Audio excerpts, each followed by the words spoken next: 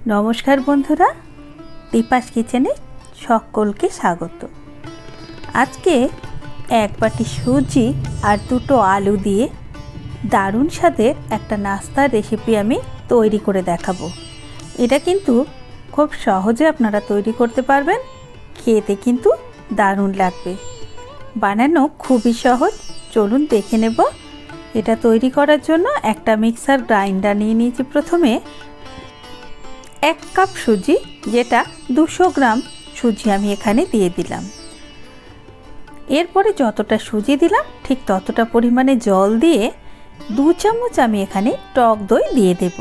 तारपरे एटाके एकटा स्मूथ बैटार तैरी करे निते हबे। बैटारटा तैरी करा आमार हये गेछे। एरपर एकटा पात्रेर मধ্যে ढेले नेब। एटा खूब स्मूथ भावे तैरी करे निते हबे। तारपर एटा एकटा पात्रेर मধ্যে ढेले नेब। घनत्वटा ठीक एई रकम हबे। मिक्सिटा धुए बेश किछुटा जल आमी एर मধ্যে दिए दिलाम। देखुन एई रकम घनत्वटा तैरी करे निते हबे। एरपरे एटाके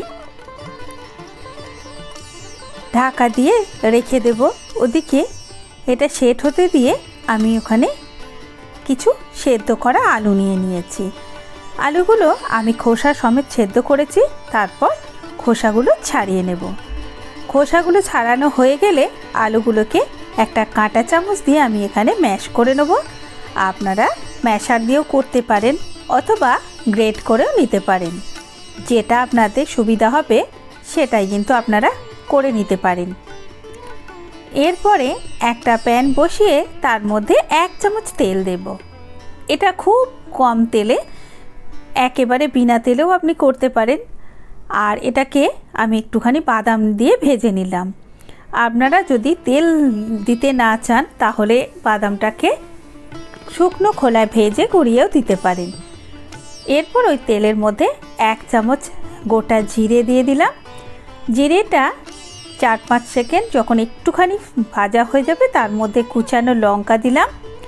আমি 1 চামচ কুচানো লঙ্কা দিলাম, মানে আমি 2টো লঙ্কা কুচিয়ে দিয়েছি। লঙ্কাটা আপনারা পরিমাণ মতো আপনাদের পছন্দ মতো দিয়ে দেবেন। এরপরে এখানে ম্যাশ করে রাখা আলুগুলো দিয়ে দিলাম।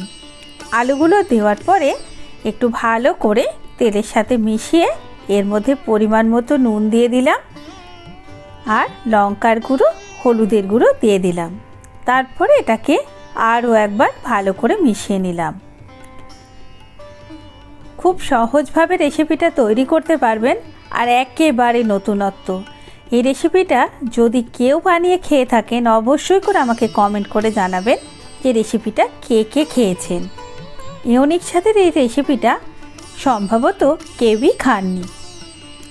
ভালো করে মেশানো হয়ে গেলে এর মধ্যে ভেজে রাখা বাদামগুলো দিয়ে দিলাম। তারপরে আরও একবার ভালো করে মিশিয়ে নেব। এখানে কিন্তু চাইলে আপনারা লেবুর রস দিতে পারেন, ভাজা জিরের গুঁড়ো, চাট মশলা, মশলাটা আপনারা আপনাদের পছন্দ মতো দিয়ে দেবেন। আমি এখানে 1/2 চামচ চাট মশলা দিলাম। আপনাদের যদি চাট মশলা না থাকে তাহলে আপনারা কিন্তু এখানে 1 চামচ পাতিলেবুর রস এখানে দিয়ে দিতে পারেন। এদিকে সুজি ব্যাটারটা যেটা তৈরি করে রেখেছিলাম সেটা সেট হয়ে গেছে। যদি মনে হয় যে ঘনত্বটা একটু বেশি তাহলে আরও একটু জল আপনি দিয়ে দিতে পারেন। এখানে আমি দিয়ে দিলাম পরিমাণ মতো নুন, 1/2 চামচ চিলি ফ্লেক্স আর একটুখানি ধনেপাতা কুচোনো, একটু লঙ্কা কুচোনো। আবারও এটাকে ভালো করে ব্যাটারটাকে মিশিয়ে নিলাম। মেশানো হয়ে গেল। ব্যাটারটা কিন্তু আমার একেবারে রেডি হয়ে গেছে। এরপরে আমি ব্যাটারটা চলে যাব আমি পরবর্তী ধাপে। এটা আরেকটু সেট হবে।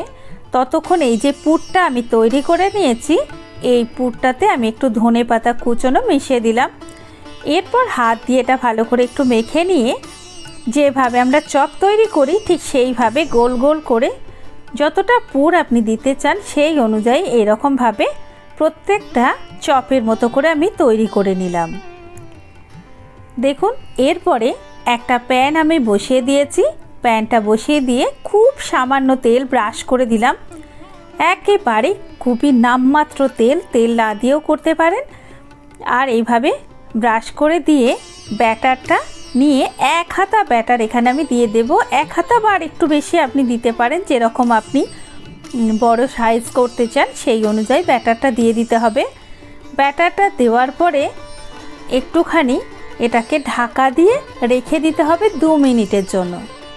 2 মিনিট পর ঢাকনাটা খুলে নেব।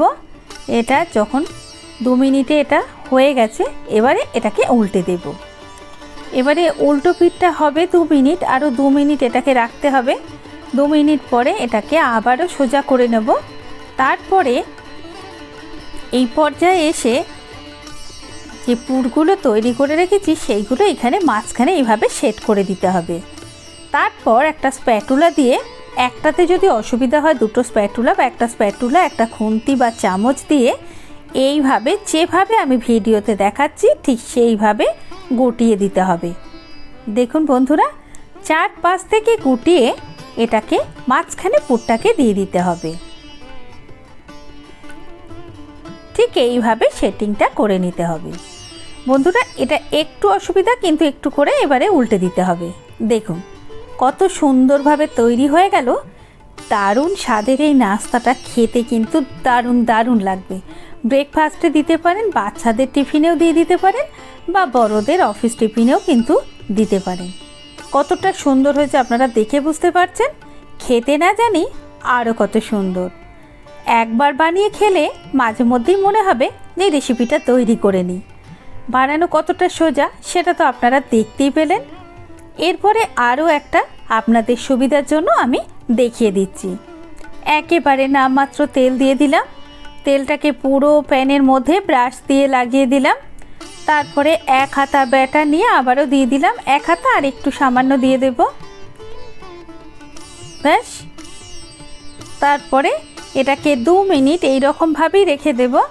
2 মিনিট পরে একটুখানি চাড়িয়ে নিয়ে যদি মনে হয় একটা স্প্যাটুলা দিয়ে একটু সেট করে নেব। তারপর 2 মিনিট এটাকে আমি ঢাকা দিয়ে রেখে দেব। 2 মিনিট পরে ঢাকনাটা খুলে নিলে কিন্তু এটা হয়ে যাবে। যেহেতু সুজি, এটা খুব তাড়াতাড়ি তৈরি হয়ে যায়।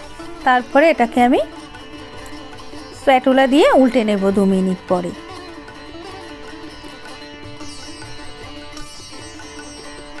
উল্টে দিয়ে আরও 2 মিনিট এটা হবে। 2 মিনিট যখন এটা হয়ে যাবে তখন একই রকমভাবে ওই যে চপের মতো পুরটা তৈরি করেছি সেটা এরকম মাঝখানে দিয়ে এবারে এটাকে গুটিয়ে নিতে হবে 4-5 থেকে। ঠিক যেভাবে আমি ভিডিওতে দেখাচ্ছি, দেখুন আপনারা একটু নোটিশ করলেই বুঝতে পারবেন। এইভাবে চারদিক থেকে মুড়ে দিতে হবে। এই মোড়াটা একটু সাবধানে করতে হবে যাতে খুলে না যায়, তাই একটু সাবধানে বা দুটো স্প্যাটুলা নিয়ে করে নিলে কিন্তু এটা বেশি ভালো হবে। ব্যাস,